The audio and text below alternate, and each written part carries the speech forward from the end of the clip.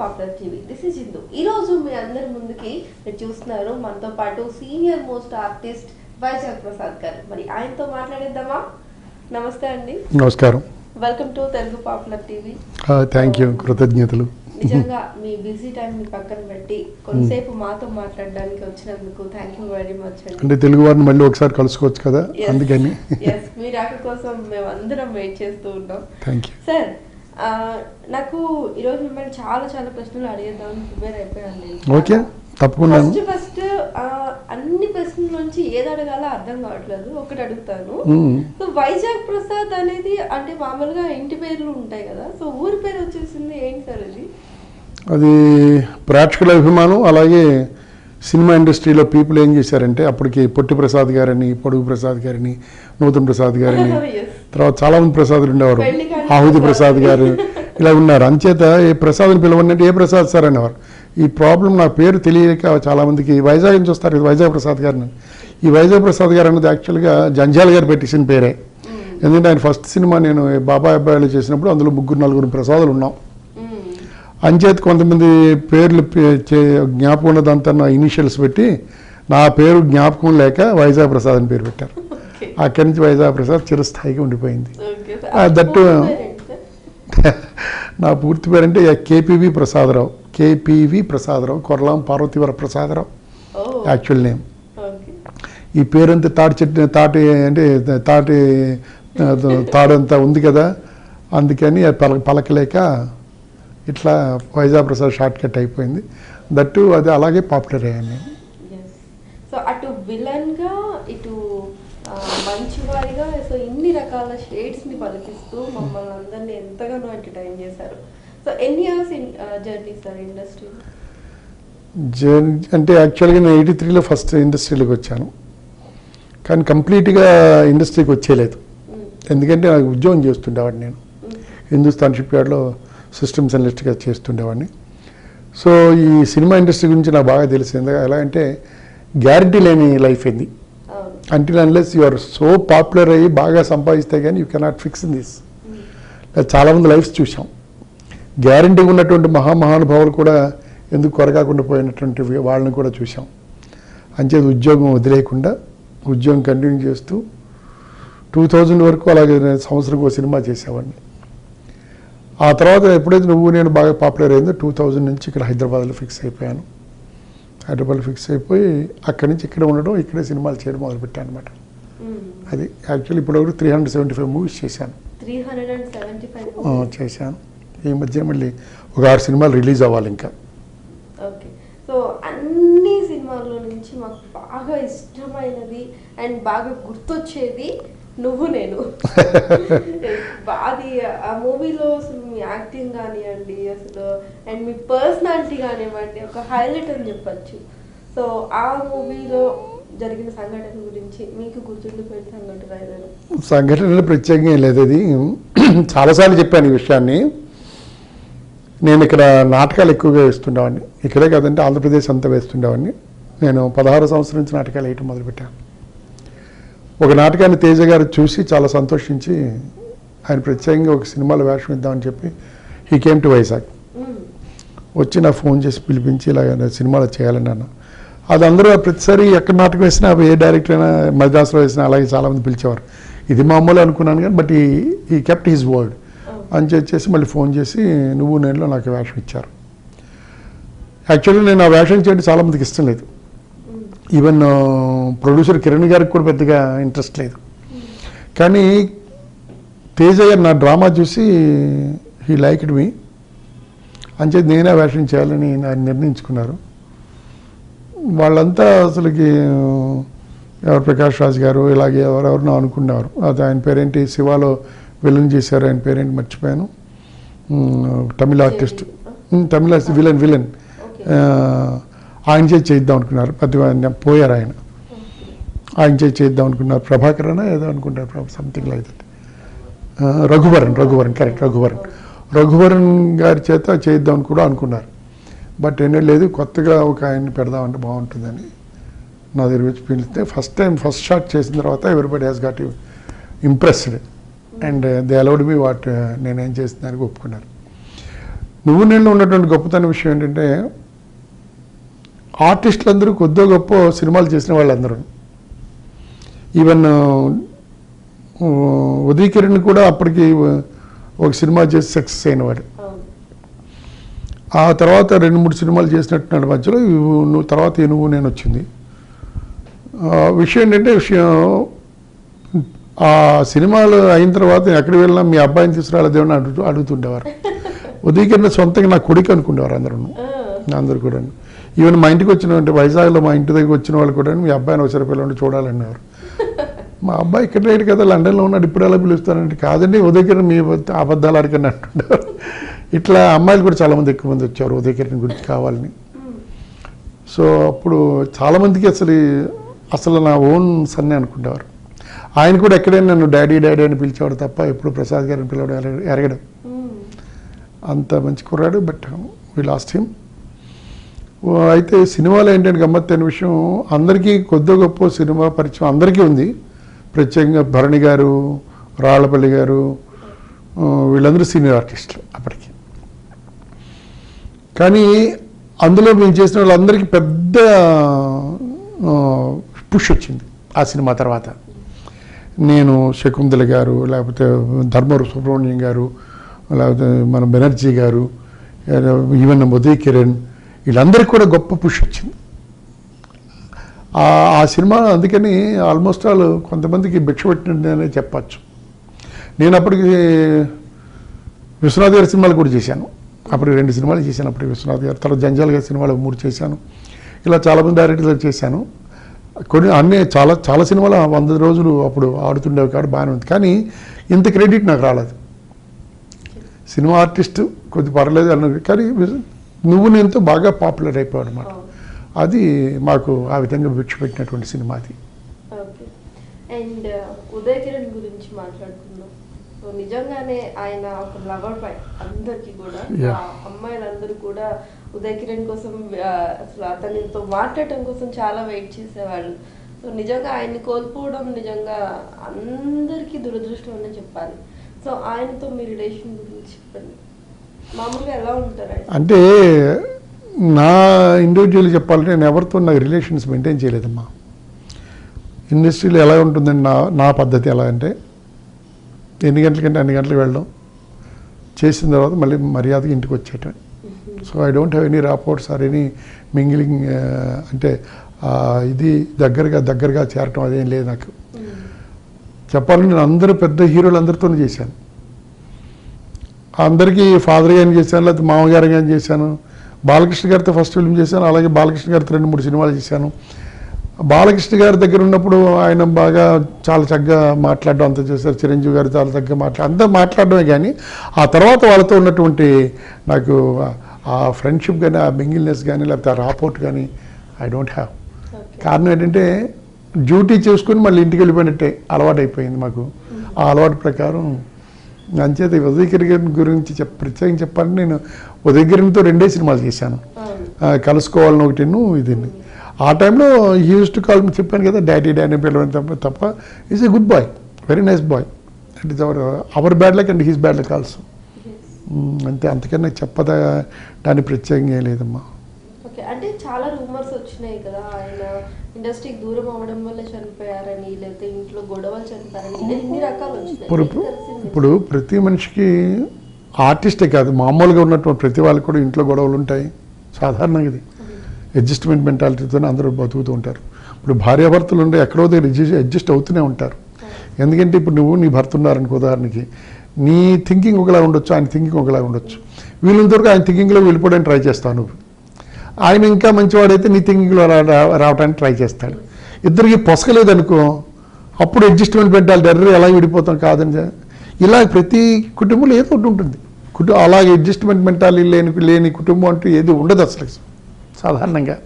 ఇప్పుడు నాకే తీసుకో, ఉదాహరణకి నేను సినిమాలు రావడం కానీ, నాటకాలు వేయడం కానీ ఏది నా భార్యకి ఇష్టం లేదు. కానీ I mend her like that. So స్లోగా కొన్ని ఇయర్స్ తర్వాత షీ అగ్రీడ్ ఫర్ ఇట్. ఎందుకంటే నాటకాలు వేసిన వాళ్ళు, సినిమాలో వేసిన వాళ్ళు చెడిపోయిన వాళ్ళు అవుతారు తప్ప మంచి వాళ్ళు ఎవరైనా ఆవిడ ఉద్దేశం. ఎందుకంటే she has scene so many people కాదు కాబట్టి. సో దాంట్లోంచి బయటకు తీసుకురావడం చాలా కష్టం అవుతుంది. ఇప్పుడు అక్కడే నేను నీ ఇష్టం చేసుకుని నా ప్రకారం నేను చేసుకుంటా అంటే కుదరదు కదా. ఆవిడ స్లోగా అలా మార్చడం వల్ల మేము అడ్జస్ట్ అయిపోయి ఉండిపోగలిగాం. ఇప్పుడు నా దేనికెళ్ళినా వెళ్ళండి, వెళ్ళి జాగ్రత్త రండి అని చెప్తుంటుంది, కానీ అడ్డు తప్ప. అలాగే ఫ్యామిలీలో ఆయనకి ఏవో కొన్ని కారణాలు ఉన్నాయి. ఇండస్ట్రీలో కొన్ని కారణాలు జరిగి ఉండొచ్చు, లేకపోతే ఫ్యామిలీలో కొన్ని కారణాలు జరిగి ఉండొచ్చు. వాటిని తట్టుకునే శక్తి కావాలి. ఒక క్షణం చాలు మనసును మారిపోవటానికి. ఆ క్షణమే మనిషిని ఆ విధంగా చేస్తుందన్నమాట. ఆ క్షణం దాటిపోతే మళ్ళీ వీళ్ళు అది ఆ క్షణాన్ని ఆయన పట్టుకోలేకపోయాడు, దానికి లొంగిపోయాడు ఆ క్షణానికి. అంచేత సూసైడ్ చేసుకున్నాడు ఆయన పాపం. దాన్ని మనం సింపతి చూపించడం తప్ప we cannot do anything more. లైఫ్లో అంటే వాళ్ళ ఫాదర్కు ఎలుఫ్ అయిపోయారు అండ్ వాళ్ళ మదర్ చనిపోయారు. వాళ్ళ ఫాదర్ బెంగళూరులోని మళ్ళీ ఏదో మ్యారేజ్ చేసుకున్నట్టున్నారు. ఇలా ఏవో వాళ్ళ బావగారు చాలా దగ్గరగా ఉండేవారు ఆయనకి. నేను విన్నంత వరకు మ్యారేజ్ కూడా వీళ్ళ బావగారు దగ్గర ఉండి చేశారు, దగ్గర మ్యారేజ్. సో న్యాచురల్లీ ఒక పొజిషన్కి వచ్చిన తర్వాత మన ఖర్చులు కూడా విపరీతం పెరుగుతూ ఉంటాయి. డబ్బు వచ్చిన దాని ప్రకారం ఖర్చులు చేస్తుంటాం. డబ్బు రావడం అనేసి ఖర్చులు మాత్రం మాట్లాడుకోలేము, ఎందుకంటే దానికి అలవాటు పడిపోయి ఉంటాం. ఆ అలవాటు ఏం చేస్తుందంటే మనల్ని ఏమో బాగా కింద డిప్రెషన్లోకి తీసుకెళ్ళిపోతుంది. ఆ డిప్రెషన్ ఎలాగ ఉంటుందంటే ఇవాళ ఒక 10,000 రూపాయలు అర్జెంట్గా కావాలంటే పలానా దానికి వెళ్ళాలి, ఏదో చేయాలనిపించింది అనుకోండి, అప్పుడు 10,000 లేకపోతే నాకు న్యాచురలీ వాళ్ళ ముందు తలకొట్టేసినట్టు ఉంటుంది. ఇలా డిప్రెషన్స్ అన్నీ మనిషిని కొంగదీస్తాయి. ఎప్పుడైతే కొంగదీసా మరి అటు సైడు అవి జయించుకొని వచ్చిన వాడు పెద్దవాడు అవుతాడు, గొప్పవాడు అవుతాడు. అది జయించుకొని అంటే దాన్ని జయించలేకపోయిన వాడు ఈ విధంగా నశించిపోతాడు. మీరు చెప్పినట్లు ఒక్క క్షణం, ఆ క్షణాన్ని కోల్పోతే అంతే అంతే, అది మెయిన్. Super sir. అండ్ మీరు 375 మూవీస్ చేశారు. సో అన్ని అంటే ఇండస్ట్రీకి వచ్చినందుకు ఓకే నేను సెటిల్ అయ్యాను, నేను నాకు బాగుంది అనుకుంటారా? అంటే రాదర్ టు సే నేను ఇండస్ట్రీకి రాకముందే సెటిల్ అయ్యాను. సెటిల్ అంటే అది కాదు, సాటిస్ఫాక్షన్. సాటిస్ఫాక్షన్ ఏంటంటే నాకు ఇష్టం వచ్చిన లైన్లో రిటైర్మెంట్ తర్వాత ఉండడమే గొప్పతనం. ఇప్పుడు ఒక 60 సంవత్సరాలు ఉద్యోగం చేసి మనకేదో ఒక వ్యాపకం ఉండి ఆ వ్యాపకంలో స్థిరపడడం అనేది చాలా ఆనందదాయకమైన విషయం కదా. ఇప్పుడు ఉదాహరణకి మీరు ఉన్నారనుకోండి, ఇప్పుడు మీరు ఏదో యాంకరింగ్ చేస్తున్నారు, మీ పెళ్ళి అయింది, అయినా యాంకరింగ్ చేశారనుకోండి, పిల్లలకి అన్నారు, ఆ తర్వాత ఇందులో ఇంకా దీంట్లో వెళ్ళాలని ప్రయత్నిస్తారు, కానీ మళ్ళీ ఒక వ్యాపారం చేద్దాం లేకపోతే ఇంకేదో బట్టలు గుడ్డు పెడదాం అని అనుకోరు సాధారణంగా. ఎందుకంటే ఈ లైన్లో మనకి ఒక ఎక్స్పీరియన్స్ వచ్చేస్తుంది, దాన్ని పట్టుకొని పాకులాడతాం తప్ప. ఇప్పుడు అంబానీ గారిని తీసుకొచ్చి మీరు ఎలా కాదండి కార్ల ఇండస్ట్రీ ఒకటి పెట్టి ఇక్కడ ఉండండి అంటే ఉంటారా? ఆయన అంతా 6 లెవెల్లో ఉంటాడు కాబట్టి ఆయన అదే ఆలోచిస్తాడు. సో రిటైర్మెంట్ తర్వాత మనం ఏ లైన్లో మనం ఇంతకుముందు కృషి చేసామో ఆ లైన్లో స్థిరపడడం అన్నది చాలా గొప్ప విషయం. అది నాకు పూర్తి ఆనందాన్ని ఇచ్చింది నాకు అది. అంచేత నాకు నటన అంటే ఇష్టం కాబట్టి నాటకాలు వేస్తుండేవాడు కాబట్టి రిటైర్మెంట్ తర్వాత కూడా సినిమాల్లో ఉండే ఆ నటన అనిపిస్తుంది. దానివల్ల కొంత డబ్బులు సంపాదించగలగడం స్థాయిలో ఉండడం చాలా ఆనందదాయకమైన విషయం. సాధారణ రిటైర్ అయిన తర్వాత ఈసారి ఏం చేయాలి, ఏ షాప్లో క్లర్క్గా పనిచేయాలి, లేకపోతే ఎక్కడ పనిచేయాలి, లేకపోతే ఎవరి దగ్గర జాయిన్ అవ్వాలి, 10,000 ఎలా సంపాదించాలని బాధ లేదు ఇందులో. ఎందుకంటే ఆ సమయాన్ని నేను ఫిక్స్ అయిపోయాను. సో అంచేత ఈ నెలకి ఎలాగరా నాయన గడవగా ఎలా గడుస్తుందని బాధ లేదు. ఎందుకంటే నాకు రావాల్సింది, నాకు ఉండవలసింది ఉంది, మా నాన్నగారు ఇచ్చారు ఆ ప్రాపర్టీని, దేవుడి దేవాల ఐఎమ్ ఆల్ రైట్. నా చిల్డ్రన్ కూడా సెటిల్ అయిపోయి ఉన్నారు. సో నేను నా వైఫే కాబట్టి మాకు కావాల్సినంత ఉంది, అంటే మేము అనుభవించడానికి కావాల్సింది ఉంది, 10 మందికి ఇవ్వడానికి కావాల్సినంత లేదు. Whatever we need that God has given us. ఇల్లు ఉంది, కారు ఉంది, వేసుకున్న బట్టలు ఉన్నాయి, తినడానికి తిండి ఉంది, ఎందుకని ఇంకేం కావాలమ్మా? అంతే కదా. ఎస్, మంచిగా ఉంది. అంచేత I'm very happy now. Okay, అంటే మీ టాలెంట్కి తగ్గట్టుగా, మీ పర్సనాలిటీ తగ్గట్టుగా సరైనవి రావట్లేదేమో అని మా అభిప్రాయం. అందులో ఏమో అని అక్కర్లేదు, రావట్లేదని అనాలి. ఎందుకంటే ఇండస్ట్రీ ఎట్లా అయినదంటే కొత్త నీరుని అలా ఆహ్వానిస్తూనే ఉంటుంది, పాత నీరుని అలా పంపించేస్తూనే ఉంటుంది. పూర్వం సినిమాల్లో ఎస్వి రంగారావు గారు కానీ, రామనారెడ్డి గారి, లేకపోతే ఎన్టీ రామారావు, నాగేశ్వరరావు గారు వెరైటీస్ ఆఫ్ వేషాలు వేశారు. సరే హీరోలు వదిలేయండి, రామారావు గారిని, నాగేశ్వరరావు గారిని వదిలేయండి, ఎస్వి రంగారావు గారు, గుమ్మడి గారు, లేకపోతే రమణారెడ్డి గారు, రేలింగ్ గారు, వీళ్ళు ఒక కన్ఫైన్డ్గా ఇదే క్యారెక్టర్స్ అని పెట్టుకొని ఉండలేదు. పీపుల్ కూడా అలా చూడలేదు. ఏ క్యారెక్టర్ ఈ క్యారెక్టర్ ఇప్పుడు అశ్వరంగారావు గారు దుర్యోధనుడు వేశాడు, అలాగే హిరణ్యకశిపుడు వేశాడు, భిక్షగాడు వేశాడు, గుడ్డివాడు వేశాడు. మరి అంత పర్సనాలిటీకి మనకి సూటబుల్ అయ్యా లేదా? పీపుల్ ఇలా ఇప్పుడు ఆలోచించట్లేదు. వైజాగ్ ప్రసాద్ ఫాదర్ రోల్, వైజాగ్ ప్రసాద్ ఒక అమ్మాయికి తండ్రి లేకపోతే అబ్బాయికి తండ్రి, ప్రేమ అంటే ఇష్టపడదు వీడికి, ఇలాంటి రోల్ ఏమంటే వైజాగ్ ప్రసాద్ పేరు ముందు రాస్తారు కానీ పిలవరు. అలా బొంబాయి వాడు ఎవరు తగులుతాడు, వాడికి లక్షలు ఇచ్చి రప్పిస్తారు తప్ప. ఎందుకంటే నూతనత్వం కనబడాలని వాళ్ళు తపన పడుతుంటారు. ఇప్పుడు ఇన్నాళ్ళు పిల్లగా సినిమా అన్నది కళాత్మకం కాదమ్మా, వ్యాపారాత్మకం. ₹1 పెడితే ₹10 సంపాదించాలని తాపత్రమే తప్ప ఈ విధంగా పీపుల్కి సరైన ఈ నీతిని ఇద్దాం, ఈ విధంగా ఎడ్యుకేట్ చేద్దాం, ఇలా చేద్దాం అని ఇప్పుడు సినిమాలకి లేదు. ఎందుకంటే మీరు భాష చూసుకుంటే చాలు. సినిమాలో భాష మీరు ఇప్పుడు వింటూ ఉంటే పూర్వం ఉన్న సినిమా భాషకి ఇప్పటికి ఎంత తేడా ఉంది. సో కొలిక్యువల్ లాంగ్వేజ్కి రావడం మంచిదే, కానీ మరీ అంత కొలిక్యువల్ లాంగ్వేజా? పిల్లలకి మనం ఏంటి ఎడ్యుకేషన్ చెప్తున్నాం, మనం ఏం నేర్పుతున్నాం అది కావాలి. పిల్లలు చూస్తున్నారు సినిమాలు చూసి అంటుంటారు, ఓహో ఇలా గవర్స్ మాట్లాడాలనుకుంటారు. తొక్కని, ఏం పీకుతావు పీకని, ఆల్ దీస్ బ్లడీ లాంగ్వేజ్ అంతా ఇంట్రడ్యూస్ చేసేసి పిల్లల మైండ్ని ఒక ఈ తెలుగు ఇది అనుకుంటారు. చాలామంది అది తెలుగు ఇదే అనుకుంటారు. చాలామంది వచ్చిన వాళ్ళు ఎవరైనా పై నుంచి దేశం నుంచి వచ్చి ఇక్కడ తెలుగు నేర్చుకుంటున్నారు అనుకోండి, వాళ్ళు ఇదే తెలుగు అనుకుంటారు కదా. గ్రంథస్థమైన తెలుగు అలాగనే గ్రాంధికం మాట్లాడాలని అంటలేదు కదా. దానికి ఒత్తులు ఉన్నాయి, అణాలు ఉన్నాయి, ఇవన్నీ మాట్లాడాల్సిన అవకాశం ఉంది సినిమాలో. సెల్యులార్ ఇది ఉంది, అది వదిలేసి ఏటే ఏమే కొరికియ నరికియ నవలియ ఇదే ఏతోనే అంత వెళుతుంది అసలుకి. ఎందుకు ఇప్పుడు కాలేజ్ స్టూడెంట్స్లో ఉంటుంటే మార్పుకి కారణం ఓన్లీ నన్ను అడిగితే సినిమాలనే చెప్తాను నేను. సినిమాలు టీవీలే ఎంత వరస్ట్గా భాషను మాట్లాడుతున్నారంటే, ఎంత వరస్ట్గా చూపిస్తున్నారంటే, వాడి పిల్లలంతా వీడి వెళ్ళిపోవడం, వీడి పిల్లలంతా అదే వెళ్ళిపోవడం. సినిమా టీవీ సీరియల్స్ ఎలా ఉన్నాయంటే, పెళ్లి చేసుకుని 2 భార్యాభర్తలు విడదీసి ఆ భర్తని ఎలాగైనా పెళ్లి చేసుకుంటే దాంతోనే ఛాలెంజ్ చేసి నీ మొగుడిని ఎలాగ నిన్ను లేపేసి నీ మొగుడిని నేను పెళ్లి చేసుకో చూడని కాదా అది? ఏంటమ్మా ఇది? మన సంస్కృతి అదా, మన సాంప్రదాయం అదా? ఎంతవరకు హద్దులు ఉన్నాయి, ప్రతిదానికి హద్దులు దాటిపోతున్నారు. సినిమా అని టీవీ అయినా సరే హద్దులు దాటకుండా మనకు కావాల్సినటువంటి ఒక లేరిపరిచినట్టు ఉండాలి. అంతేగాని హద్దులు దాటిపోయి చేస్తే ఉంది. అందుకే సినిమాలు ఎందుకు 5 రోజులు 10 రోజులు 20 రోజులు మా అయితే బాహుబలి లాంటిది ఇప్పుడు 100 రోజుల కోసం అలా ట్రై చేస్తూనే ఉంది. అంటే బాహుబలి బ్రహ్మాండమైన సినిమా కాదంటలేదు, కానీ ప్రతి సినిమా సంక్రాంతికి 5 సినిమాలు రిలీజ్ అయ్యేవి, దసరాకు ఒక 4 సినిమాలు రిలీజ్ అయ్యేవి, 100 days హాయిగా ఆడేవి, శుభ్రంగా ఫ్యామిలీ గురించి మాట్లాడుకున్నారు, ఫ్యామిలీ గురించి కథలు ఉండేవి, అంత బాగుంది. సరే ట్రెండ్ మారింది, ఫ్యామిలీ గురించి చెప్పక్కర్లేదు, ఓకే. కొట్టుకున్నారు, తన్నుకున్నారు, పొడుచుకున్నారు, ఇవన్నీ వచ్చేసాయి. బ్లడ్ ఇష్టానుసారం వచ్చేసింది, సెక్స్ ఇష్టానుసారం చూపిస్తున్నారు. విత్ డ్యూ అపాలజీస్, ఆడపిల్లలకి అసలు ఒంటి మీద గుడ్డలు ఉంచటం లేదు. మన సంస్కృతిని పూర్తిగా నాశనం చేసే స్థితికి వచ్చింది. Of course it is a cycle, మళ్ళీ will go back. I think definitely will go back. నేను చాలా మాట్లాడుతున్నానేమో అనిపిస్తోంది నాకు. మాకు కావాల్సిందే అది. ఇలాంటి వాళ్ళతో మాట్లాడటం వల్ల మేమెంతో తెలుసుకుంటాం, చూసే ఆడియన్స్ కి కూడా ఒక అవగాహన వస్తుంది. అందుకే రావడం నిజంగా మాకు ఇక్కడ అదృష్టం అని చెప్పాను. సో మీతో మాట్లాడడం మేము ఎంజాయ్ చేస్తున్నాము. అండ్ మీరు చెప్పినట్లు మూవీ అనేది మళ్ళీ బ్యాక్ వెళ్తుందని మేము అనుకుంటున్నాము. ఇప్పుడు ఓల్డ్ ఈజ్ గోల్డ్ అనేది అంటే బ్యాక్ వెళ్ళడానికి, ఎందుకంటే మన ట్రెండ్ ఎట్లా మారిపోయింది అంటే కంప్యూటరైజ్డ్ కంట్రీ వరల్డ్ అయిపోయింది. So world has become a small village now. Foreign కంట్రీస్లో ఇప్పుడు అవతార్ సినిమా వచ్చింది. ఆ సినిమాలో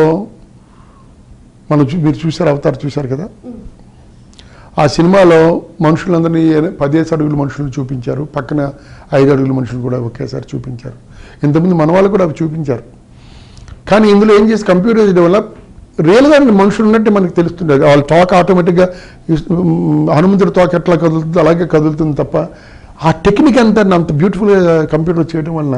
తర్వాత పండోరా అని పెద్ద మహావృక్షాన్ని చూపించి అక్కడ విలేజ్ చూపించాడు, దాని మీద ప్రజలు ఎలా నివసిస్తున్నారు చూపించారు, జలపాతాలు ఇవన్నీ కంప్యూటర్ టెక్నిక్ అని ఎవ్రీబడి నోస్ ఇట్.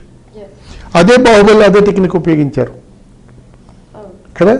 సో ఈ టెక్నిక్ ఇంకా ముందుకు పోతుంది తప్ప టెక్నిక్ అన్నది వెనక్కి రాదు. ఇంకా హీరోయిన్లకు రోబోలు వచ్చేస్తారన్న భయంగా ఉంది. ఎందుకంటే మన భాష తెలియనటువంటి వాళ్ళు సినిమాల్లో ఇప్పుడు పనిచేస్తున్నారు. హిందీ వాళ్ళందరినీ తీసుకొస్తారు, వాళ్ళు పెద్ద స్టార్ చేసరికి 30 లక్షలు 40 లక్షలు కోటి రూపాయలు 2 కోట్లు ఇస్తారు. మేము కానీ ఒక 50,000 అడిగామనుకోండి, ఎందుకు సార్ 50,000 దండగా మీకు అక్కర్లేదు సార్ అంటారు. హిందీ వాళ్ళని తీసుకొచ్చి పెద్ద టాజ్ హోటల్లో పెడతారు, వాడికి ఏమో ఫుడ్ ఇస్తారు, వాడు ఏ ఫుడ్ అడుగుతాడు, వాడి వైఫ్కి వాడికి ఫ్లైట్ టికెట్స్ ఇస్తారు. ఇక్కడ మన కార్ పంపించమంటే సార్ మీ కార్లో వచ్చాను సార్ డబ్బులు ఇస్తా ఉంటారు. సో ఎందుకంటే మనకు తెలియదు, ఎందుకంటే కొత్త మొహం చూపించి అది హిందీలోకి దేంట్లో డబ్బు చేస్తే ఇది మొహం కూడా కనబడుతుంది కాబట్టి ప్రజలు చూస్తారు, 4 డబ్బులు వస్తాయని ఆశయాలకి. అంతకని లేదు. ఇలా తమిళన్స్ తీసుకొస్తున్నారు, వాళ్ళ చేతి వేషాలు వేయిస్తున్నారు, తమిళ సినిమాలు డబ్బు చేసి వస్తున్నాయి, ఇవన్నీ చేస్తున్నారు. బట్ మన సినిమాలు అంతగా తమిళ్లో వెళ్ళవు, కన్నడలో అసలు డబ్బు సినిమాలు వేయడానికి అసలు ఆస్కారమే లేదు, వాళ్ళ రూల్ ఉంది. అందుకు మీకు ఇప్పుడు నేను చెప్తున్నాను ఏంటంటే, నటన అంటే ఇంతకుముందు ఏంటంటే నటుడికి ఒక అందం, చందం, ముక్కు తీరు, కన్ను తీరు ఉండాలి, బాగా ఉండాలి. వాడు కెమెరా షూట్అవుట్ తెలియదు చూసుకునేవారు, మేకప్ టెస్ట్ చేసేవారు, వాయిస్ టెస్ట్ చేసేవారు, ఇవన్నీ చూసి నటుడిని తీసుకునేవారు. ఇవాళ మేకప్ టెస్ట్, వాయిస్ టెస్ట్ కాదు, ఇవాళ మీద డబ్బులుంటే మీరు హీరోయిన్, డబ్బులుంటే ఇప్పుడు ఈ వయసులో నీ హీరో. నేను డబ్బులు పెట్టుకోబడి ఒక 50 కోట్లు పెట్టగలను అనుకో, నా మీద కథ రాసుకుంటాం అనమాట, మా మీద కథ తయారు చేస్తాం. 2 కోట్లు 5 కోట్లు 10 కోట్లు డైరెక్టర్ ఇస్తా అంటే he will just work hard to promote me, అంతే కదా. కానీ నాలో ఉన్న టాలెంట్ ఏంటిది, నేను అసలు హీరో పనికి వస్తాను అది లేదు, నాకు తగ్గ క్యారెక్టర్ తయారు చేస్తాం. పూర్వం అలా కాదు కదా. కథ అన్నది అనుకుంటే ఆఫీసులో ఉన్న బాయ్ దగ్గర నుంచి డైరెక్టర్ వరకు, ప్రొడ్యూసర్ డైరెక్టర్ వరకు కూడాను కథలో ఎక్కడ ఏ సీన్ ఏమిటి అన్నది అందరికీ తెలిసి ఉండేది. డిస్కస్ చేశారు అందరు కూర్చొని కథని. ఆర్టిస్టులు అందరూ కథ రాసుకుంటారు, ఎవరెవరు ఆర్టిస్టులు అనుకుంటారు. ఇప్పుడు అలా కాదు, ఆర్టిస్ట్ అనుకుని కథ రాస్తున్నారు. అంతేత ఏంటంటే ట్రెండ్ మారింది అంటున్నాం. అలాగే పీపుల్కి ఇది కావాలంటున్నారు, కాదు అలా కాదు, మీరు ఏం చూపిస్తారు చూస్తాను పీపుల్ అంటారు. పీపుల్కి వీళ్ళు ఏమంటారంటే, సినిమాలు ఏమంటారు, మీరు ఏం కావాలో మాకు తెలుసు కాబట్టి మీరు అదే మీరు ఇది కావాలంటారు, మీకు ప్రొడ్యూస్ చేస్తున్న వీళ్ళు అంటారు, మీరు ఏం చూపిస్తారు చూస్తున్నారని వీళ్ళు అంటారు. ఇక్కడెక్కడ ఎలాగవదు. ఇప్పుడు పీపుల్ అందరూ కూడా ఇప్పుడు ఎక్కడైనా సరే మంచి ఉన్న దగ్గర చెడ్డ ఉంటుందమ్మా, చెడ్డ ఉంటేనే మంచి సంగతి తెలుస్తుంది, అలాగే మంచి ఉంటేనే చెడ్డ సంగతి తెలుస్తుంది. 2 చేతులు కలిపినా చప్పట్లు అవుతాయి. ఈ విధంగా సో మంచిని చెడ్డని చూపించేటప్పుడు మంచిని తక్కువ చేసి చూపిస్తున్నారు, చెడ్డని చాలా ఎలాబరేట్గా చూపిస్తున్నారు.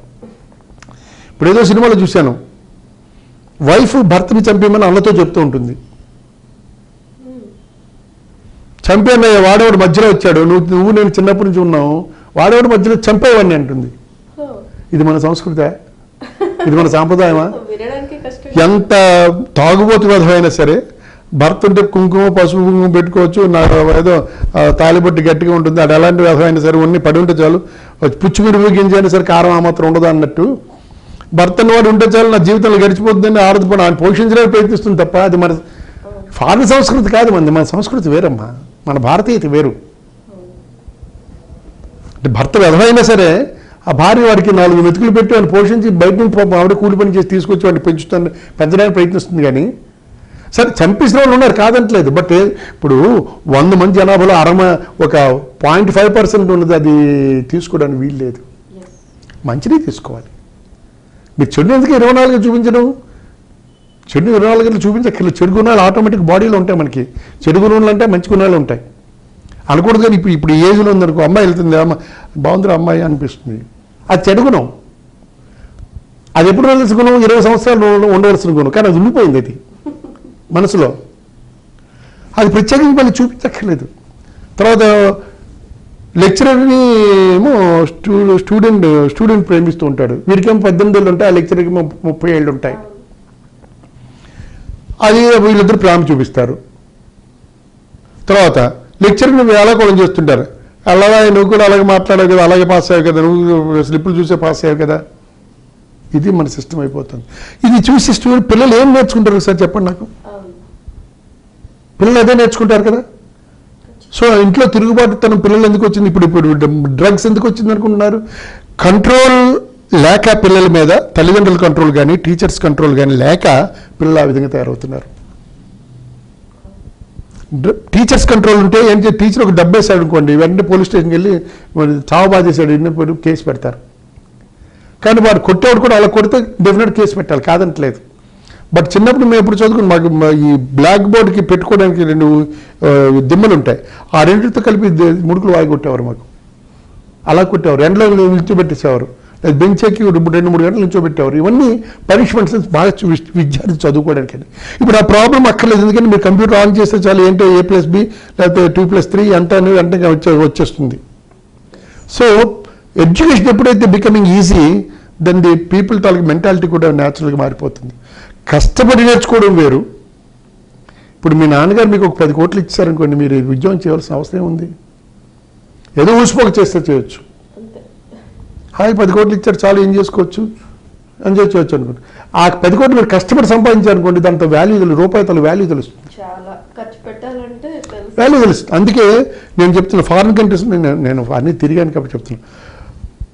ఫారిన్ కంట్రీలో పిల్లలకి లాన్ ముందు పెరిగిపోతుంది అనుకోండి, లాన్ సొంతంగా చేసుకోవాలనుకోండి, పిల్లలకి చెప్తారు $5 ఇస్తాను, you move the lawn today అని $5 ఇస్తారు, వాడు లాన్ అంతా చేస్తాడు. ఇలా డబ్బులు కూడబెట్టడం నేర్పుతుంది. దాంతో ఏదైనా పన్ను ఏదో వచ్చింది అనుకోండి, with your money you go and purchase it అంటారు, you buy that with your money, why should we give the money అంటారు. ఇలాంటి మంచి విషయాలు తీసుకోవాలి మనం. వాళ్ళు ఎలాంటి బట్టలు వేసుకున్నారు, దగ్గర చిరిగిపోయిన ప్యాంట్లు.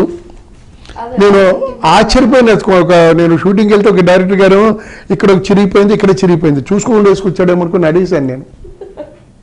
బికాస్ అఫ్కోర్స్ నా ఏజ్ వేరు అనుకోండి. ఇప్పుడు ట్రెండ్ అది.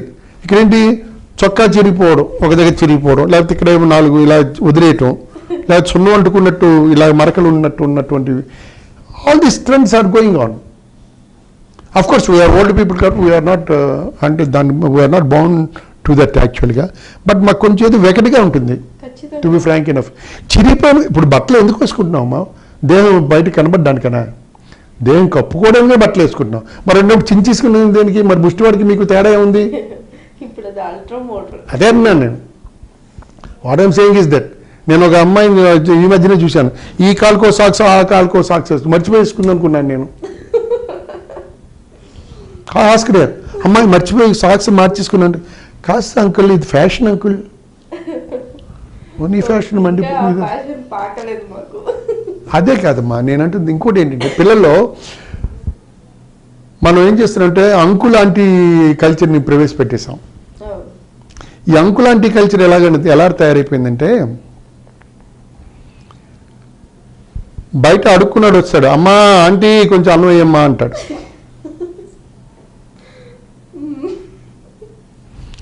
బజార్లోకి వెళ్ళామనుకోండి, అమ్మా ఆంటీ ఇక్కడ ₹20 ఇది అంటాడు వాడితో. ఆ ఆంటీ వయసు 15 సంవత్సరాలు 20 సంవత్సరాలు, వీరికి 40 సంవత్సరాలు ఉంటాయి. But still he calls her as aunty.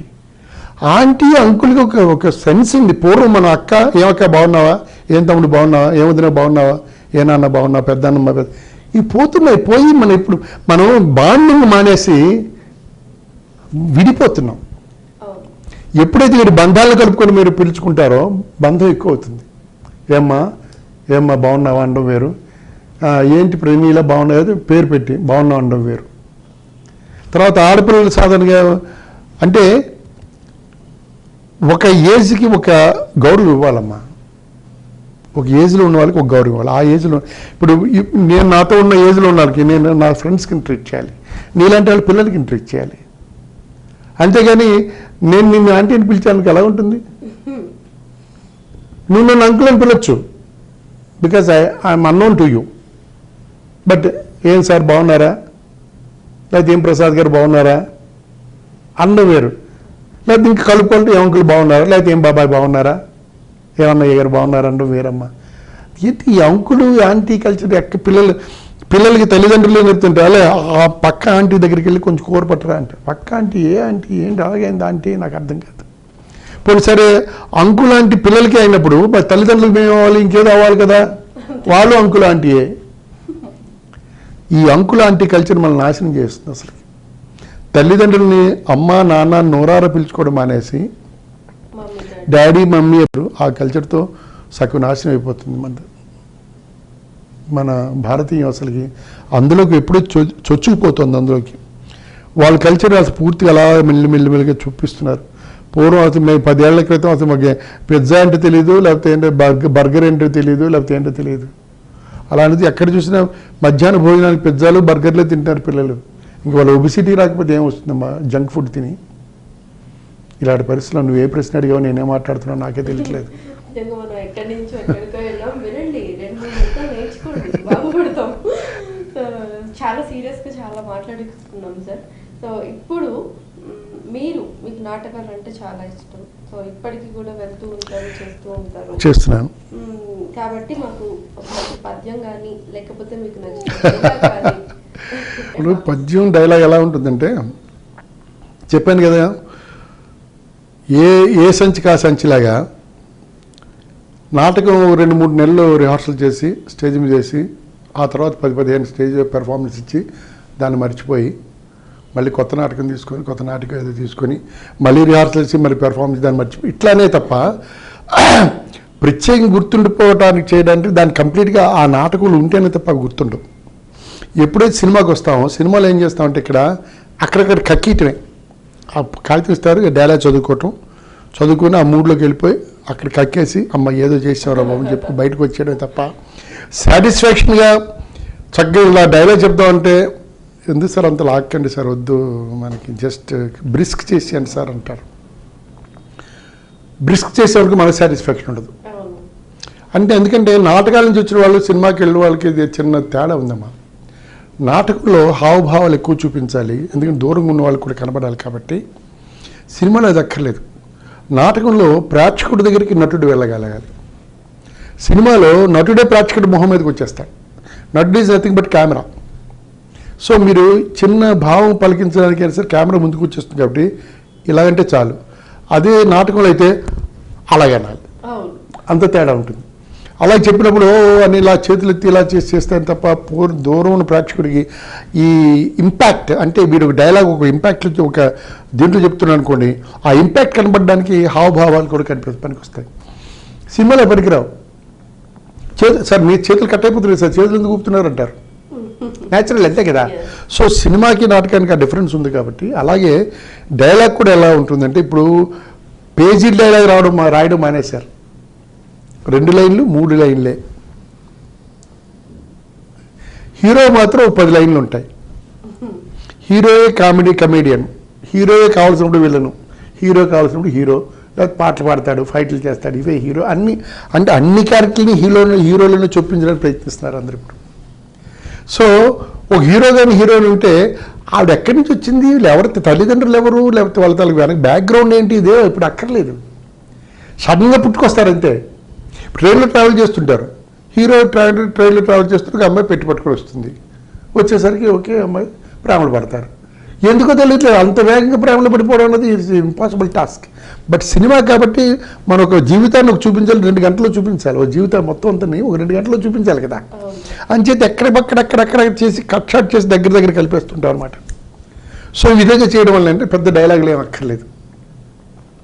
పూర్వం అయితే పెద్ద డైలాగులు ఉండాలి, దానికి ఎంత డిప్రెషన్, ఎంత బాగా భావాన్ని పలికిస్తున్నాడు, ఎంత ఏ దీంట్లో ఏ మూడ్లో ఉన్నాడు మనిషి, అవన్నీ కావాల్సి వచ్చాయి. కానీ ఇప్పుడు అది ఏం అక్కర్లేదు. హాయిగా ఒక ప్యాథోస్ డైలాగ్ ఉందనుకోండి, ఏరా బాగున్నావా, ఇన్నాళ్ళకి వచ్చి ఉంటారా నువ్వు అని అండవు వేరు. ఆ తర్వాత బయటకు వెళ్ళి ప్యాకెట్ అనుకుంటావు. ఆ తర్వాత సరే షార్ట్ రెడీ మళ్ళీ వస్తాం, ఎన్నాళ్ళు అయిందా చూసి నిన్ను, మళ్ళీ ఒక షార్ట్. సో కంటిన్యూటీ లేదు ఇందులో, బిట్ బై బిట్ డ్రామాలు అలా కాదు, డూ ఆర్ డై. ఒకసారి మీ స్టేజ్ ఎక్కారంటే డూ ఆర్ డై, చేస్తే చేయండి, లేదు మైండ్ చావండి అక్కడ, అంతే తప్ప ఇంకా లేదు. అందుచేత నాటకానికి సినిమాకి అంత తేడా ఉండడం వల్ల ఏ డైలాగులు ఎవరికి ఏం గుర్తుండవు. కరెక్టే కదమ్మా, ఇప్పుడు గుర్తుండవు. సరే నాటకాలు అంటే ఏనాడో మేము నాటకాలు బాగా వేశాను. ఇప్పుడు 10-15 సంవత్సరాల నుంచి నాటకం వేస్తూనే ఉన్నాను. సంవత్సరం ఒక నాటకం వేస్తున్నాం. మొన్న మేము ఏంటిది ఒక పెద్ద నాటకం వేసాం, ఒక 5 లక్షలు ఖర్చు పెట్టి రవీంద్ర భారతిలో వేసాం. ఇట్ ఈస్ కాల్డ్ సినీ భస్మాసుర. సినీ భస్మాసురు అని సినిమా ఆర్టిస్టులు అందరూ కలిసి ఓ నాటకం వేయించారు. మనిషికి ఏదో డబ్బులు ఇచ్చి బట్టలు అవి ఇచ్చి అంత చేయించారు. సో అలాంటి నాటకాల్లో ఏంటంటే డైలాగ్ చెప్పడానికి అంటే ఒక సిచ్యువేషన్ ప్రత్యేక క్రియేషన్ ఏమి ఉండదు. సినిమా ఆర్టిస్టులకు ఎలా ఉండాలంటే అలాగే షూటింగ్కి వెళ్ళి మళ్ళీ వరకు ఒక గంట వచ్చి రిహార్సల్కి వచ్చి మళ్ళీ వెళ్ళిపోవడానికి వీలుగా ఉండాలి. అంచేది పెద్ద పెద్ద డైలాగ్ లేకుండా వాళ్ళు సినిమా ఆర్టిస్ట్ కనబడ్డారు నాటకంలో, అందుకని నాటకం వేస్తారు తప్ప నాటకాన్ని సీరియస్గా తీసుకుని వేసే నాటకాలు ఏమి లేవు. ఇప్పుడు మేము వేస్తే సీరియస్గా తీసుకొని చేసే నాటకాలు ఎవరంటే నాటకాల మీద చూస్తున్న వాళ్ళు మాత్రమే ప్రత్యేకంగా ఆ సీరియస్నెస్ ఉంటుంది. కానీ పెద్ద పెద్ద డైలాగ్ ఉంటాయి కానీ ఆ ప్రతి వాడికి గుర్తుంటాయి. అది డిఫరెన్స్ ఉంది. ఇప్పుడు నేను డైలాగ్ చెప్పాలనుకోండి, నేను ఎప్పుడో కాలసరి వేసిన డైలాగ్ మళ్ళీ ప్రతిసారి పాత చింతకాయ పచ్చడి నేను 10 టీవీలో చెప్పాను, మళ్ళీ అదే చెప్పాలి ఇక్కడ.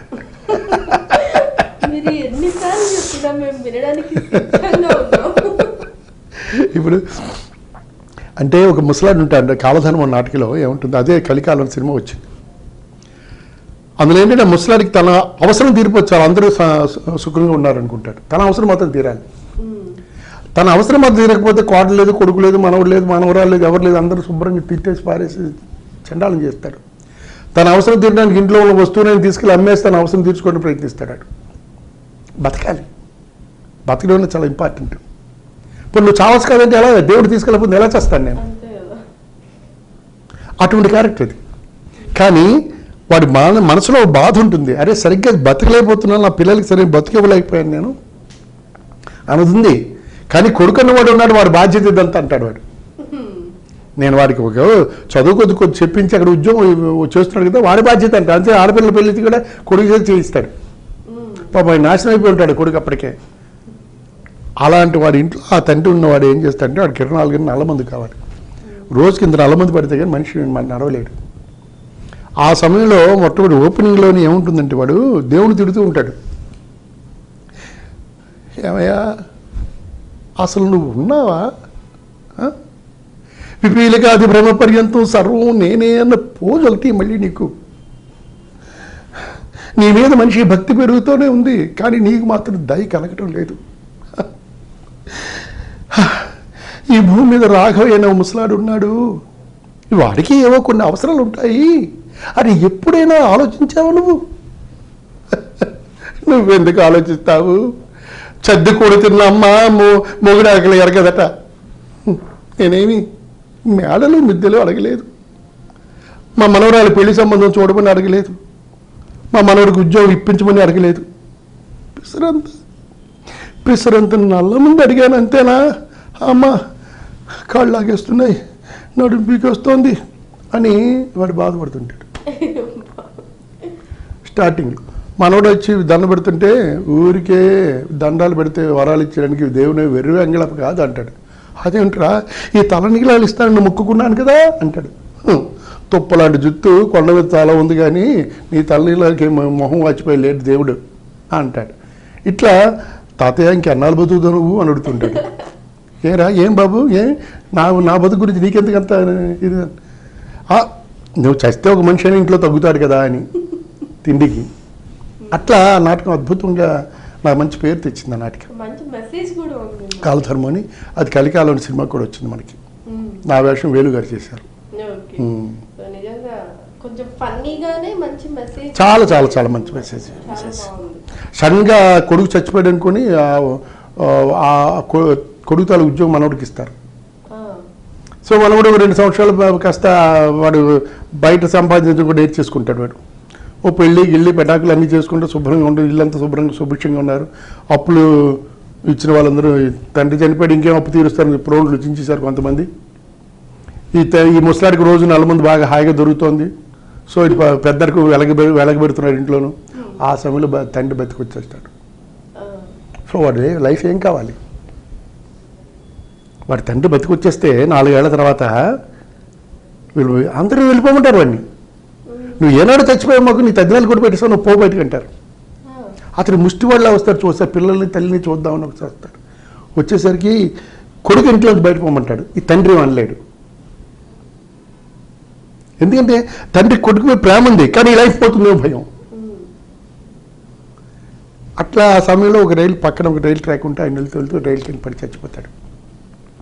ఈ ఇంట్లో ఎవరు ఆడవడండి, మా నాన్న ఎప్పుడో చచ్చిపోయాడు, ఇప్పుడు చచ్చిపోయాడు, ఆ శవం మంది కాదు, ఏదో దిక్కుమాల శవం అంటాడు కొడుకు, ఆ తండ్రి తల్లి కొడుకు. అట్లా అంత అద్భుతమైనట్టు నాటికి అది. అలాగే ఇంకో నాటికి కూడా చేశానమ్మ నేను, ఆకలి కాలం అని. అంటే వ్యక్తిత్వాలు లేకపోతే మనిషి తాలూకా స్వరూపాలు అవన్నీ నాటకాలు కనబడతాయి. సినిమాల్లో ఇప్పుడు మీకు అవేం కనబడదు. వ్యక్తిత్వం కానీ స్వరూపం కానీ తర్వాత ప్రజలకి ఏం చెప్పాలని అదేం ఉండదు. 24 గంటలు చంపుకోవడం, కొట్టుకోవడం, లేకపోతే 4 డాన్సులు, 5 ఫైట్లు ఇవే ఉంటాయి తప్ప ఏముండదు. నాటకంలో అలాగే ఉండదు, ప్రబోధాలు ఉంటాయి. ఆకలికాలం ఏంటంటే ఒక బ్రాహ్మడు తన లైఫ్ని కరెక్ట్గా అకార్డింగ్ టు ది మన పురాణాల ప్రకారం లేకపోతే మన శాస్త్రాల ప్రకారం తన లైఫ్ని లీడ్ చేస్తూ ఉంటాడు. కానీ చాలా పేదవాడు, ఒక కొడుకు ఉంటాడు, భార్య ఉంటుంది. ఈవేళ తినడానికి కూడా ఆయనకు ఉండదు. పక్కనే ఎవరైనా ఇస్తేనే తప్ప వాడు లీడ్ చేయలేడు వాళ్ళ సంసారాన్ని. కానీ 24 గంటలు సంతోషంగా ఉంటుంటాడు ఆయన. అటువంటి వేషం అన్నమాట ఇది. మీ నంబరు వాడేమో ఓపెనింగ్ చేయగానే వాడు ఓ సంచిలో వంకాయలు తీసుకెళ్తుంటాడు. వెంటనే ఆడు ఎప్పుడో పూర్వం శిష్యుడు వచ్చి, నమస్కారం మాస్టర్, నమస్కారం. ఏంటి మాస్టర్ బజార్కి వెళ్ళారు? అవును రా నాన్న, బజార్కి వెళ్ళాను. ఏంటి మాస్టర్ ఏంటి కొన్నారు? వంకాయలు రా అన్నాడు. ఎంత మాస్టరు? ₹1. ₹1 ఇన్ని వంకాయలా అని చూసేసరికి అందులో పుచ్చు ఉంటాయి. ఇదేంటి మాస్టారు పుచ్చివన్నీ మీరు తీసుకెళ్తున్నారు? ₹1 అందుకు ఇచ్చుంటాడు వాడు. అంటే అరే నాయనా, జామ పండుని చిలక ఎందుకురా కొరుకుతుంది అంటే తీగ ఉంటుందని కొరుకుతుందండి. మరి ఉడత ఎందుకు కొడుతుంది? అది తీగ అని ఉంటుంది. మరి ఉడత కొట్టింది జాంకాయ చిలక కొట్టిందని చెప్పి తింటావే, పురుగు దేనికి పడుతుంది? రుచిగా ఉన్న దానికే పడుతుంది. అంచేత వంకాయలు రుచిగా ఉంటాయి అన్నమాట. అంచేత రుచి పుచ్చిపోయింది పక్క తీసి పారి కదా, అందులో సగం కట్ చేస్తాం, ఏదో తింటాం. తండ్రి ఇదేముంది? బాబు మాస్టర్ గొప్ప చెప్పారండి మీరు. అది సరిగా నాకు చిన్న డౌట్ ఉందండి. ఇప్పుడు ఆ డౌట్ మీరు అలాగని తీర్చ చేయలేదు. విశ్వామిత్రుడు కుక్క మాంసం తిన్నాడు అంటారు కదా, ఎంతవరకు నిజం? లేని బుర్ర ఉందా? విశ్వామిత్రుడు కుక్క మాంసం తిన్నాడు. అయితే ఏంటంటే నీకేంటి బాధ? ఆయన మహాయోగి, మహామునీశ్వరుడు, తిన్నాడు. ఆకలేసింది, ఏం జరగకపోతే కుక్క మాంసం తిన్నాడు, దాంట్లో నష్టం ఏంటి అని ఇలా సింపుల్గా తీసి పారేస్తాడు అన్నమాట. ఇంటికి వెళ్ళేసరికి పక్కింటి ఆవిడేమో బొప్పాయికి పండు కోస్తుంటుంది. అయ్యో ఎక్కడ బొప్పాయి పండు? పక్కింటి వాళ్ళు ఇచ్చారండి, బియ్యం అడిగితే లేవన్నారు. సరే ఈ బొప్పాయి పండు తీసుకెళ్ళమని. చాలా విటమిన్స్ ఉంటాయి ఇందులోను, శుభ్రంగా బొప్పాయి పండు తీసుకుని హాయి పడుకుందాం అన్నట్టు. అటువంటి క్యారెక్టర్ని ఒక ఆయన వచ్చి, మాస్టర్ నాకు డౌట్ ఉంది, కళ్ళు ఉన్నాయి, గొప్ప గొప్ప వివిధ విషయాల్ని నేచర్ని చూసి సంతోషపడుతున్నాం, కళ్ళని తృప్తిపరుస్తున్నాం. ముక్కు ఉంది, మంచి వాసనలు పీల్చి ముక్కుని తృప్తిపరుస్తున్నాం. మంచి మంచి రుచులు తిని నోటిని తృప్తిపరుస్తున్నాం. మంచి విషయాలు విని చెవులను తృప్తిపరుస్తున్నాం. నలుగురు సాయం చేసి చేతుల్ని తృప్తిపరుస్తున్నాం. మరి కాళ్ళకి ఎలా తృప్తిపరుస్తాం? ప్లేసుల దగ్గరికి వెళ్ళాలంటే కాళ్ళకి తృప్తి పడాలి కదా. ఆ కాళ్ళ తృప్తి వల్ల డబ్బు ఉండాలి. ఎందుకంటే ఒక గుడికో గోపురానికి వెళ్ళాలనుకో డబ్బు ఉంటే కానీ అవ్వదు కదా అని చెప్పేసి తర్వాత చెప్తానంటాడు ఆన్సర్. ఆ తర్వాత కొన్ని కారణాల వల్ల ఈ బ్రాహ్మడే దొంగతనం చేస్తాడు. వాడి డబ్బునే, వాళ్ళ మామ ఇవ్వాల్సిన డబ్బుని వీళ్ళు ఉంటూ ఉంటే ఆ మామ చనిపోతాడు ఇంట్లో. ఆయన వస్తాడు, డబ్బు అందిందని చెప్తాడు వాడు. వాళ్ళ మామతాలు కొడుకులు వచ్చి అడిగితే, నాకు డబ్బు అందిందిరా, మీకెందుకు భయం, నేను ఇస్తాను మీకు వెళ్ళండి అంటాడు. కానీ ఈయన దొంగతనం చేశాడు. వాడు తెలుసు. మాస్టర్ అవన్నీ వదిలేసండి, కానీ ఆ కాళ్ళకి ఎలా తృప్తి కలుగుతుంది చెప్పండి మాస్టర్ అంటే ఆ సమయంలో వెంటనే కాళ్ళ మీద పడతారు ముసలాడు, ఆయన కాళ్ళ మీద. ఈ విధంగా గొప్పవారు తన పాదాలు పట్టుకుంటే కాళ్ళకి తృప్తి కలుగుతుంది. నేను శాస్త్రాలు చదివాను, నేను పురాణాలు చదివాను, కానీ అంత మనసు నాకు లేకపోయింది, నీ కాళ్ళు పట్టుకున్నాను చూసావా, అదే కాళ్ళకి తృప్తి అంటాడు. ఇందులో ఎంత వ్యక్తిత్వం ఉందమ్మా. సో ఇటువంటి నాటికలు, ఇటువంటి ప్రబోధాలు మన సినిమాలు ఎక్కడ కనబడతాయి? కానీ సినిమాలో నీతులు చెప్పక్కర్లేదని ఒకసారి చక్రపాణి గారు అలాగే నీతి పుస్తకాలు వేమన శాతం తిరిగేసుకుంటూ చాలన్నారు. కాదు పిల్లల మీద మీకు ఒక మంచి గుణం అలవర్చాలని. మొన్న ఎవడో చెప్పాడు, వాడెవడో ఆ చెల్లిని చున్నీతో బిగించి చంపేసేట. ఎవరు అంటే హిందీ పాకిస్తానీ కుర్రాడు, ఎవరు అంటే నేను ఇండియా సినిమా ఏదో చూసి చెల్లిని ఎలా చంపాలని చూపించాడు, అది సిఐడి సినిమా చూసి సీరియల్ చూసి చెల్లిని ఎలా చంపొచ్చో చూసి దాని చున్నీతో బిగించానని చెప్పాడు. This is what is going on. We have to break this. మనం మన పిల్లల్ని మంచి భవిష్యత్తు ఇవ్వాలి అంటే డెఫినెట్గా వాళ్ళకి ఒక మార్గంలో పెట్టాలంటే మంచిని పెంచాలి, మంచి వాళ్ళని ప్రబోధించాలి, మంచి వాళ్ళకి చెప్పాలి. సరే మంచి మనం చెప్పినా సరే వాళ్ళు అండర్స్టాండ్ చేసుకోలేకపోయారు అనుకోండి, దండించేనే చెప్పాలి. ఇది చాలా చాలా చాలా ఇంపార్టెంట్ విషయం. ఎస్. అండ్ నాకు మీ మాటలన్నీ వింటుంటే ఎన్నో దేశాలు తిరిగారు, ఎంతో మందిని చూశారు. సో అంతా చూసి మన సమాజం మీద కొంచెం విరక్తితో ఉన్నారు అనేది మాత్రం స్పష్టంగా తెలుస్తుంది. నా విరక్తి లేదమ్మా, బాధతో ఉన్నాను. అదే విరక్తి వేరు, బాధ వేరు. బాధ ఏంటంటే అందుకే నేను ఇన్ని కబూర్లు ఆడుతున్నాను. నా మనవడు మనవరాళ్ళే మమ్మీ డాడీ అంటారు. అక్కడ తప్పదు, అక్కడ అమెరికాలో ఉంటున్నారు కాబట్టి, లండన్లో ఉంటున్నారు కదా. అందుకే నేను ఏం చెప్పానంటే పిల్లలకి తెలుగు నేర్చుకోమని చెప్పి నేను ఫోన్లో తెలుగులో మాట్లాడతాను. నేను తెలుగులో ప్రశ్నిస్తాను, వాడు ఇంగ్లీష్ చెప్తే నాకు అర్థం కాలేదురా అంటాను.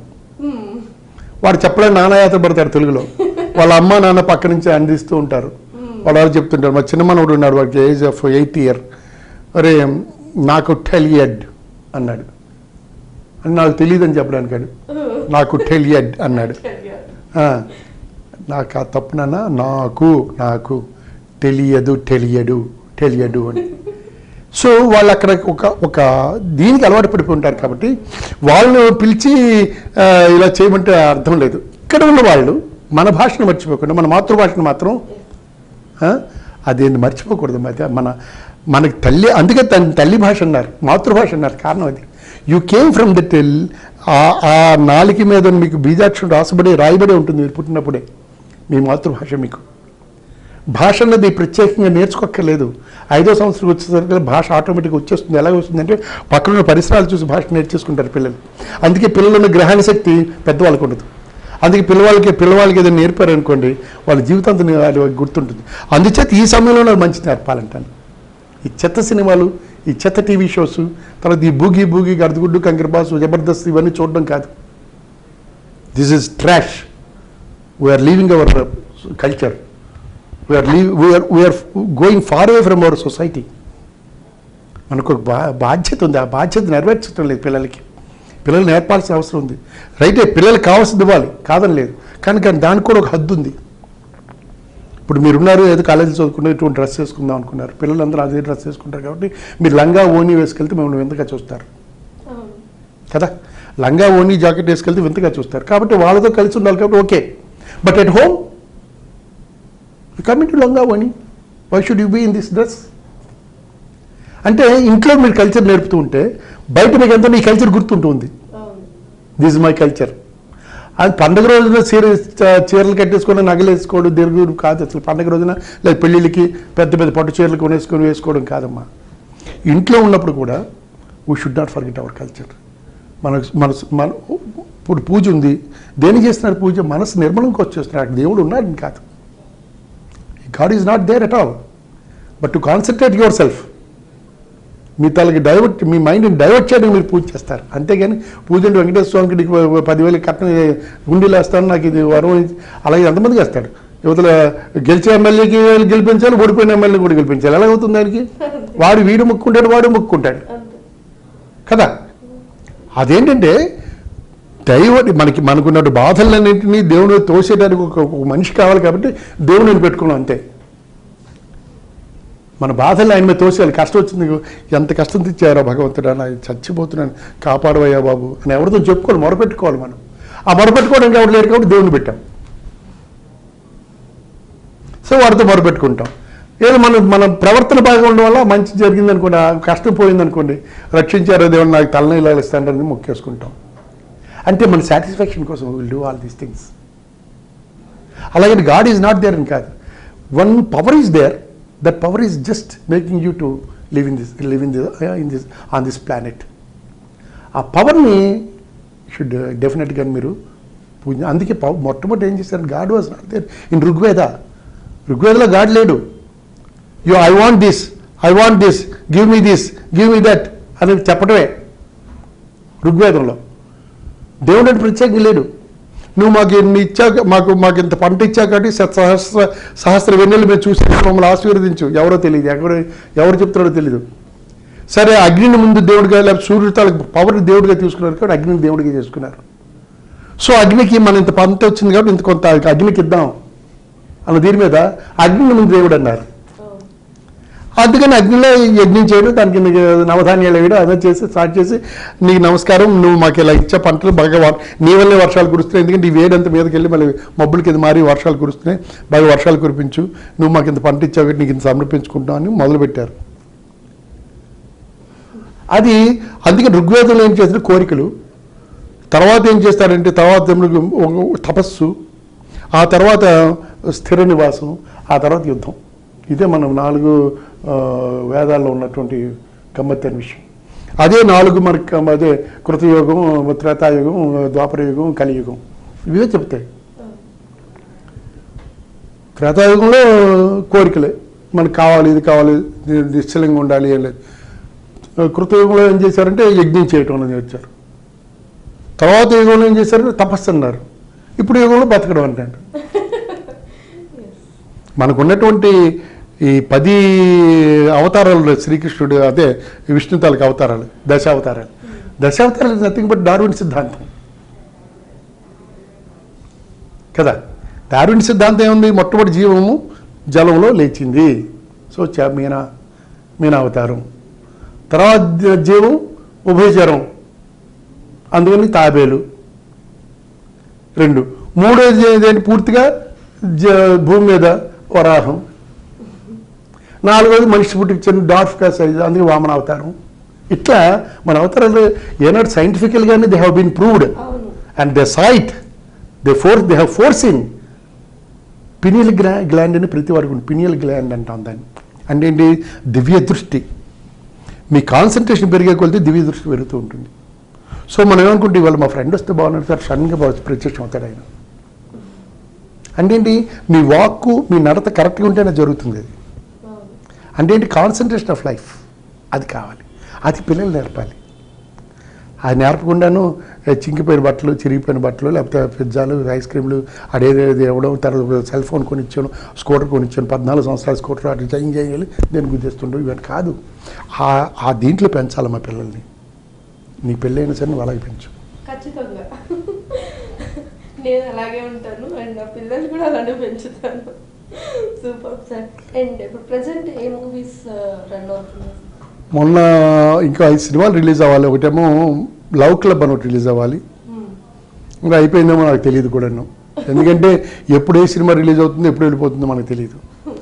అలాగే ఆకలి రాజ్యం అని ఒకటి రిలీజ్ అవ్వాలి. తర్వాత మా ఇద్దరు ప్రేమ కథ అని ఒకటి. తను మొన్న ఒక శనివారం చేశాను, ఇంకా చేస్తున్నాను. అది నారా రోహిత్ సినిమా, ఏదో దాని పేరు ఇంక పెట్టలేదు అనుకోండి, అది ఒకటి చేశాను. ఇవన్నీ ఉన్నాయి. అంటే నేను కూడా తగ్గించాను సినిమాలు ఇప్పుడు. ముఖ్యంగా తగ్గించడానికి కారణం ఏంటంటే పై ఊళ్ళు వెళ్ళడానికి నాకు పెద్దగా ఇప్పుడు ఓపిక లేదు, because due to my health condition. పై ఊర్లు వెళ్ళి అక్కడ భోజనం చేసి అక్కడ పడుకుని నానాయాత్ర పడి ఇప్పుడు పెద్దగా సంపాదించాలని తాపత్రయం కూడా నాకు లేదు. సో లైక్ వైజ్లో ఇదైతే ఏంటంటే నాకున్న ఖాళీ పీరియడ్లోనే ఇస్తేనే చేస్తున్నాను సినిమాలు. నేను వాళ్ళు పిలిచిన డేస్లో నేను చేయట్లేదు. అంచేత సినిమాలు తగ్గించుకున్నట్టే ఆల్మోస్ట్ ఆల్. సీరియల్స్ ఎలాగా చేయలేను ఇంకా, ఎందుకంటే చేశాను కానీ, ఎందుకంటే అక్కడ వెళ్తే రొడ్డకొట్టుడు అంటారు దాన్ని, అదేంటి తీసుకెళ్ళి ఉదయం నుంచి చాకరీ పెడతారు, అది పెడతారు. అంచే తర్వాత మాలాంటి ఆర్టిస్టులు ఏంటంటే మాకు డైలాగ్ వస్తారు కానీ పక్క నుంచి ప్రొనౌన్స్ ఎవరో వాడు అందిస్తుంటే చెప్పడం డైలాగ్ చేత కాదు. అది ఒక ఆర్టే, పక్క నుంచి వాడు ఏ స్టైల్లో చెప్తే ఆ స్టైల్లో రెండర్ చేస్తారు. ఎందుకంటే మళ్ళీ డబ్బింగ్ చెప్పక్కర్లేదు, ఎవడో చెప్పుకుంటారు డబ్బింగ్. నాది అలా నా డబ్బింగ్ నేను చెప్పుకుంటే కానీ మాకు అవ్వదు. అదే అసలుకి అంచేత I'm not doing the serials also. అదే మా విషయం. Super sir. సో ఇప్పటి వరకు కూడా మేము మర్చిపోలేని క్యారెక్టర్స్ తోటి మమ్మల్ని అందరినీ ఎంతగానో ఎంటర్టైన్ చేశారు. అండ్ ఇప్పుడు మీరు మీ హెల్త్ని చూసుకుంటూ అలాగే మీకు ఇష్టమైన రంగాన్ని కూడా వదిలిపెట్టకుండా హ్యాపీగా అలా అలా లైఫ్ వెళ్ళిపోతుంది. అంటే ఇప్పుడు నేను ఖాళీ సమయాన్ని ఏం చేస్తానంటే సార్, నేను పుస్తకాలు ఎక్కువ చదువుతానమ్మా. తెలుగు సాహిత్యం అంటే చాలా ఇష్టం. తెలుగు సాహిత్యం గురించి నేను మాకు ఒక టీమ్ ఆఫ్ పీపుల్ ఉన్నారు, ఒక 10 మంది దగ్గర. మేమందరం తెలుగుని ఇంప్రూవ్ చేయాలన్న తాపత్రయంతో స్కూల్స్లో తెలుగు కాంపిటీషన్స్ పెట్టడం, వాళ్ళ ప్రైజెస్ ఇవ్వడం చేస్తుంటాం. అంచేత ఆ ఇంట్రెస్ట్ ఉండడం వలన పద్యాలు రాయటం, లేకపోతే లేకపోతే పుస్తకాలు చదవటం, దానివల్ల ఖాళీ సమయం అంటూ నాకేం ఉండదు. ఆల్మోస్ట్ ఆల్ నా సమయాన్ని నేను దుర్వినియోగం చేయను. మొన్నే ఈ తెలుగు మీద ఇంట్రెస్ట్తో మళ్ళీ మొన్న ఎంఏ తెలుగు చేశాను, తెలుగు యూనివర్సిటీ నుంచి. ఈ మధ్య లాస్ట్ ఇయర్ పాస్ అయ్యాను నేను. మళ్ళీ పిహెచ్డీ చేద్దామని నా తాపత్రయం. బట్ పిహెచ్డీ సీట్ రాదేమో డౌట్ కూడాను. అదే విషయం అనమాట. నిజంగా ఎంతో నేర్చుకోవాలి మీ దగ్గర నుంచి. సంస్కృతం కూడా చేశానమ్మా. ఇప్పుడు లాస్ట్ ఇయర్ సంస్కృతం చేశాను, సాంస్క్రిట్. అది బెనారస్ యూనివర్సిటీ వాళ్ళు ఇక్కడ క్లాసెస్ కండక్ట్ చేశారు. ఎక్కడ మన Ayurveda degree Ayurveda college, medical college ఉంది మన ఈఎస్ఐ దగ్గర. అందులో క్లాసెస్ కండక్ట్ చేశారు. ఫస్ట్ అంటే 2 parts అనమాట. ఫస్ట్ పార్ట్ అయిపోయింది, సెకండ్ పార్ట్కి ఇంక వెళ్ళాలి. సాంస్క్రిట్ నేర్చుకున్నాను. ఇది విషయాలు. నిజంగా అసలు అటు జాబ్ చేశారు, అండ్ తర్వాత వచ్చేసి తెలుగుని పోగొట్టుకోకుండా చక్కగా తెలుగుని కాపాడుకుంటున్నారు, అలాగే 10 మందికి పంచుతున్నారు. అండ్ మీకు ఇష్టమైన రంగంలో అడపాదడపా క్యారెక్టర్స్ చేస్తూ మీ ఇంట్రెస్ట్ని తీర్చుకుంటారు. సో నిజంగా ఒక పర్సన్ ఎగ్జాక్ట్లీ ఎలా ఉండాలో ఇలా ఉండాలన్నమాట. సో ఖచ్చితంగా ఈరోజు మేము బోల్డ్ అనే విషయాలు తెలుసుకున్నాం. సో అంత ఎంతో మార్పు ఖచ్చితంగా నాలో వచ్చింది, అండ్ మా ఆడియన్స్ కూడా వచ్చేసింది. Super sir. నిజంగా అంటే ఇటు విని అటు వదిలేస్తే ఏం చేయలేం. కానీ బట్ నా బాధ అంటే ఏంటంటే ఫ్యూచర్ జనరేషన్ షుడ్ బి, మన ఫ్యూచర్ జనరేషన్ ఎలా ఉండాలంటే మనకి మన పూర్వీకులు ఎంత ఆదర్శంగా ఉన్నారో వాళ్ళు కూడా ఆదర్శంగా తయారైతేనే మన సాటిస్ఫాక్షన్. ఫలానా వాళ్ళ కొడుకండి చూడండి ఎంత విద్వత్తు ఉందో ఆయనలో అనడం వేరు, ఫలానా కొడుకండి నాశనం చేశాడు అంతా సంపాదించిందంత అనడం వేరు. నాశనం చేయడం ఎంతసేపు అమ్మా, రోజు తిరిగేస్తే అయిపోయింది. నాకు 1 కోటి రూపాయలు ఖర్చు పెట్టమంటే ఇప్పుడు నేను కింద మీద పడతాను, ఎలా ఖర్చు పెట్టాలో తెలియదు.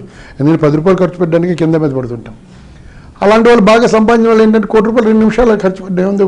ఇప్పుడు అనకూడదు, ఇప్పుడు జిఎస్టీ వచ్చిన తర్వాత హోటల్కి వెళ్ళాలంటే భయం. ఒక దోశ తినాలంటే ఇద్దరు కలిపి 350 రూపాయలు 400 అయితే దానికి సరిగ్గా 250 రూపాయలు మీరు ట్యాక్స్ కట్టాలి. మీరు తిన్నది 300 ట్యాక్స్ కట్టింది 300. అంచేది పర్వాలేదు, 10 మంది వెళ్ళారనుకోండి 1,00,000 రూపాయలు ఈజీ బిల్ అయిపోతుంది. అలాగో ట్యాక్స్ ఆగే తీసుకుంటారు.